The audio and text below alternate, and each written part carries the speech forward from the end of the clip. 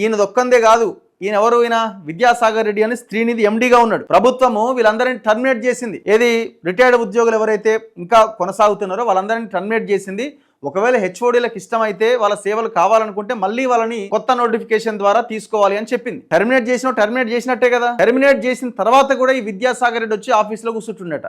సిగ్గుండాలి కదా, కొంచెం అన్న గైడ్ లైన్స్ ఫాలో కావాలి కదా. మళ్ళీ అదే ఈయనతో పాటు ఇంకా రిటైర్డ్ బ్యాచ్ ఉందట, ఒక 10-15 మంది, అంత చెంచాలే. ఇప్పుడు ఈ విద్యాసాగర్ రెడ్డి కూడా మళ్ళీ దాన్ని రెన్యువల్ చేసుకోవడానికి అలా తమ్ముడిని ఉపయోగిస్తున్నాడు. చంద్రశేఖర్ రెడ్డి అని ఇప్పుడు సీఎం సెక్రటరీ, ఆయన సీఎం కార్యాలయ సెక్రటరీ. మరి ఇప్పుడు ఆయన పైన విద్యాసాగర్ రెడ్డికి పైన ఐఏఎస్ ఎవరంటే లోకేష్ కుమార్. లోకేష్ కుమార్ గారు మరి మీరు కొంచెమన్నా ఆలోచించి ఆ ఉద్యోగుల జీవితాలతో ఆడుకున్న మహిళల ఫోన్లు ట్యాప్ చేసిండండి దొంగ. మీరేమన్నా పరిగణలోకి తీసుకుంటే మళ్ళీ ఎక్స్టెన్షన్ ఇవ్వకండి, రెన్యువల్ చేయకండి. మళ్ళీ ఆ విద్యాసాగర్ రెడ్డికి 74 ఏళ్ళు, పెరాలసిస్, మాట్లాడలేడు. ఇట్లాంటి వ్యక్తి 4 లక్షల జీతం తీసుకుంటే ఇంకా ఎట్లా కంటిన్యూ చేస్తారండి? ఎంత అన్యాయం ఇది.